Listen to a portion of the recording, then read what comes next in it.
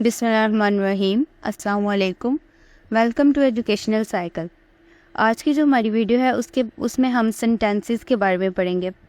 Sentences के बारे में मैं 2 वीडियोस बनाऊंगी। आज की जो मेरी वीडियो है ये उसका फर्स्ट पार्ट है और जो सेकंड पार्ट होगा इंशाल्लाह वो नेक्स्ट मैं अपलोड करूंगी।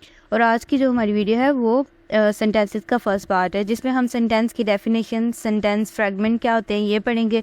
फिर उसके बाद हम beginning and ending a sentence, इसके बारे में जो 2 रूल्स हैं उन्हें पढ़ेंगे और उन्हें समझने की कोशिश करेंगे। और इससे फर्दर आगे जो मैं पार्ट बनाऊंगी उसमें मैं सेंटेंसेस की टाइप्स के बारे में बताऊंगी और the subject and the predicate, इनके बारे में बताऊंगी कि ये क्या होता है।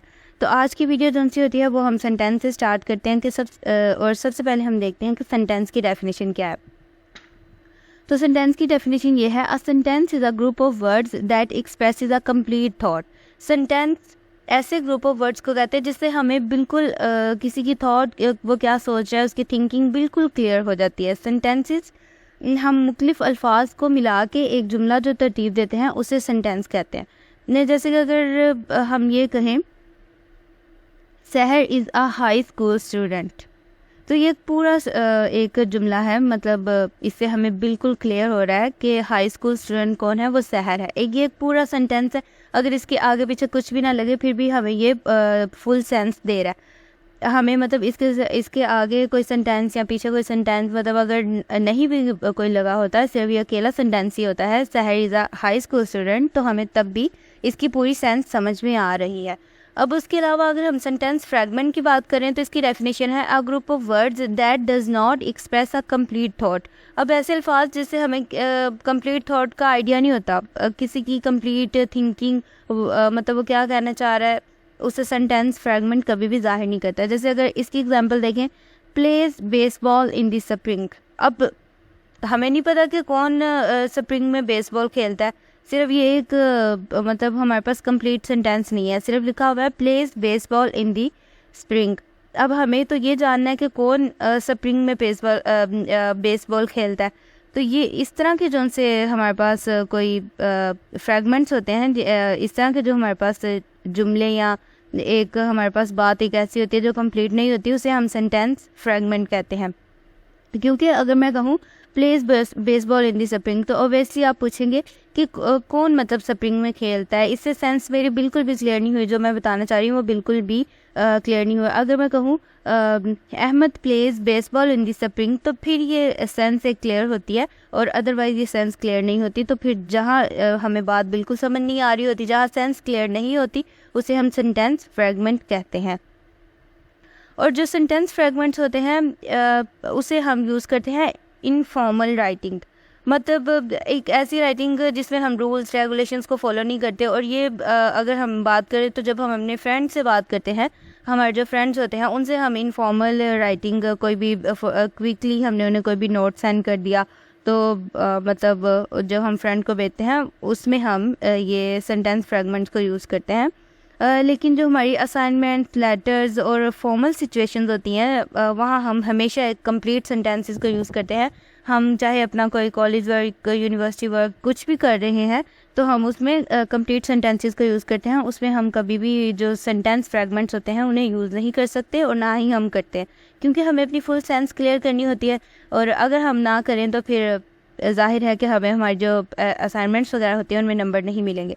तो जब भी हम फॉर्मल कोई राइटिंग करते हैं, फॉर्मल सिचुएशंस हमारे पास होती हैं, हम लेटर्स लिख रहे हैं, हम असाइनमेंट्स लिख रहे हैं, तो हम अपनी सेंस को क्लियर करते हैं और हमेशा हम सेंटेंसेस का ही यूज़ करते हैं, ना कि सेंटेंस फ्रैगमेंट का। अब आगे हम देखते हैं कि आगे ये जो हम सेंटेंसेस की बिगनिंग कैसे करते हैं और उनकी एंडिंग कैसे करते हैं। When you write a sentence, there are 2 important rules to follow. जब भी हम सेंटेंसेस को लिखते हैं तो उसमें हमारे पास 2 रूल्स होते हैं जिन्हें हमारा फॉलो करना बहुत ज़रूरी होता है। सबसे पहला रूल ये है, capitalize the first word in the sentence. हमने जो हमारा सेंटेंस का पहला वर्ड होता है उसे हमने कैपिटलाइज करना होता है। और अब कैपिटल लेटर की भी डेफिनेशन देखते हैं कि कैपिटल लेटर क्या होता है। A capital letter is the uppercase form of a letter. The capital letter tells the reader that you are beginning a new idea. अब कैपिटल लेटर जब हम सेंटेंस के जब हम किसी वर्ड को कैपिटल करके लिखते हैं, जब हम सेंटेंसेस का स्टार्ट करते हैं, तो हम हमेशा उसका पहला वर्ड कैपिटलाइज इसीलिए करते हैं ताकि जो हमारा रीडर है उसे हमारी बात क्लियर हो जाए, उसे पता चले कि हम अपने जो हमारा एक न्यू आइडिया है, जो हमारा मतलब एक नई थॉट है, उसे हम लिख रहे हैं और हमारा जो पढ़ने वाला जो रीडर है उसे पता चल जाए। तो हम हमेशा जब भी अपनी बिगनिंग करते हैं सेंटेंसेस के अंदर, तो हम हमेशा ही उसमें सबसे पहले कैपिटल लेटर का ही यूज़ करते हैं। जैसे मतलब एग्जांपल्स हैं, some people like to read about the past, they like history books, you might like to read a book about a president. तो ये अब ये जो आपने ये मेरे एग्जांपल्स वगैरह देखी, इनमें देखा कि मैंने जो पहला वर्ड है उसे कैपिटल लिखा है। जैसे सम में एस पहला लिखा, एस जो लिखा है उसे कैपिटल लिखा है। फिर सेकंड वाले में दे लाइक हिस्ट्री बुक्स, तो इसमें भी मैंने टी को कैपिटल लिखा है, और थर्ड वाले में मैंने यू का जो वाई है उसे मैंने कैपिटल लिखा है। तो इससे जो पढ़ने वाला रीडर है उसे ये क्लियर हो रहा है कि जो मेरी नेक्स्ट लाइन है उसमें मेरा न्यू आइडिया है जब मैंने अपने वर्ड को कैपिटलाइज कर दिया। तो जब भी हम, तो फर्स्ट रूल ये है जिसे हमारा समझना बहुत ज़रूरी है कि जब भी हम अपने सेंटेंस की बिगनिंग करते हैं तो हम जो हमारा फर्स्ट एक वर्ड होता है उसका जो एक फर्स्ट लेटर होता है उसे हम हमेशा कैपिटलाइज करते हैं और वो कैपिटल वर्ड ही लिखा जाता है। अब बच्चे अक्सर ये गलती करते हैं, उनकी जब वो भी अपनी राइटिंग करते हैं तो अक्सर उसमें उन्होंने जब एक न्यू थॉट, एक न्यू आइडिया भी वो अंदर बता रहे होते हैं, लेकिन वो उसको कैपिटलाइज वर्ड्स नहीं करते, जिसकी वजह से नंबर कट जाते हैं। तो जब भी हम सेंटेंसेस को स्टार्ट करते हैं तो हमारा जो फर्स्ट रूल होता है वो यही होता है कि we have to capitalize a word, we have to capitalize the start word of a sentence. तो हमारा जो स्टार्ट वाला वर्ड होता है उसका जो एक फर्स्ट उसका जो पहला एक लेटर होता है, we have to capitalize a first letter of our word. तो हमें उस वर्ड का जो एक पहला लेटर होता है उसे कैपिटलाइज करना होता है। अब सेकंड जो हमारे पास उसका रूल है अपने सेंटेंसेस की, जो हमारा एक रूल है सेंटेंसेस को बिगनिंग करने का, सेंटेंसेस का जो हमारा स्टार्ट होता है, या जो फर्स्ट रूल था वो था कि हमने अपने वर्ड को कैपिटलाइज करना है। लेकिन जो हमारे पास सेकंड रूल है, हमने हमेशा जब भी अपना सेंटेंस जब हम लिख रहे होते हैं तो हमने उसमें पंक्चुएशंस का भी ऐड करना होता है। Put an end punctuation mark at the end of a sentence. An end punctuation mark can be a period, a question mark, or an exclamation mark. It tells the reader where the sentence ends.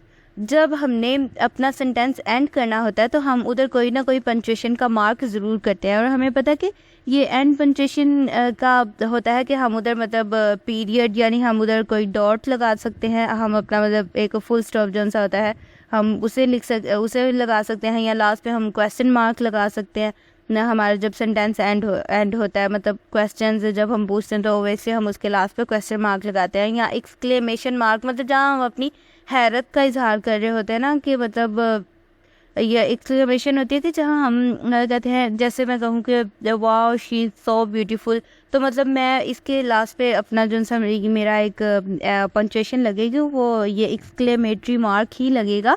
तो ये जो से होते हैं punctuation, हम जब अपने sentence का एंड करते हैं तो वहाँ हम पंक्चुएशन का ऐड ज़रूर करते हैं।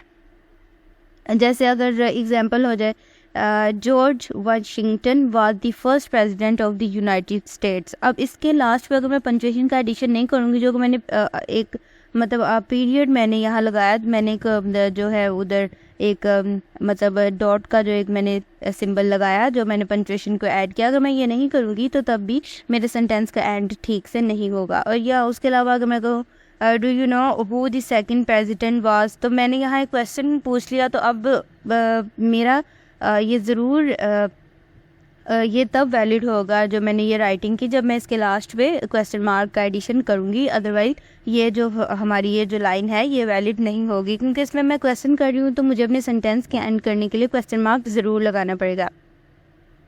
तो इसी तरह जब भी हम अपने सेंटेंस की एंडिंग करते हैं तो हम उधर पंक्चुएशंस का एडिशन ज़रूर करते हैं, और अदरवाइज़ हमारे सेंटेंसेस की जो एंडिंग होती है वो ठीक से नहीं हो पाती।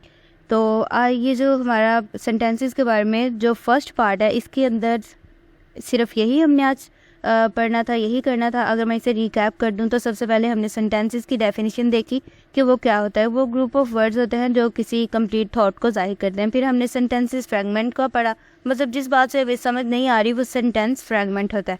उसके बाद हमने बिगिनिंग पढ़ी कि जब हम बिगिनिंग करते हैं तो हमें अपना जो वर्ड का फर्स्ट लेटर होता है उसे कैपिटलाइज करने की ज़रूरत होती है। उसके बाद हमने जो सेकंड रूल पढ़ा उसमें पढ़ा कि हमने पंक्चुएशन का एडिशन करना होता है लास्ट से ऊपर। तो हमारी जो वीडियो थी उसका ये जो हमने आज ये पढ़ा, तो हमारा इसका जो रिकैप था वो यही था। ये 4 चीज़ें हमने आज अपनी इसके अंदर पढ़ी। और नेक्स्ट जो वीडियो होगी उसमें मैं इंशाल्लाह सब्जेक्ट और प्रेडिकेट के बारे में बताऊंगी, और उसके अलावा मैं सेंटेंसेस की जो 4 टाइप्स होती हैं उनके बारे में बताऊंगी। तो आई होप कि इससे आपके जो सेंटेंसेस के बारे में जो कंसेप्ट है वो ज़रूर ही ठीक हो जाएगा, और उसमें उसे लिखने में और अपने सेंटेंस स्ट्रक्चर को बेहतर करने में आपको आसानी होगी। Thank you.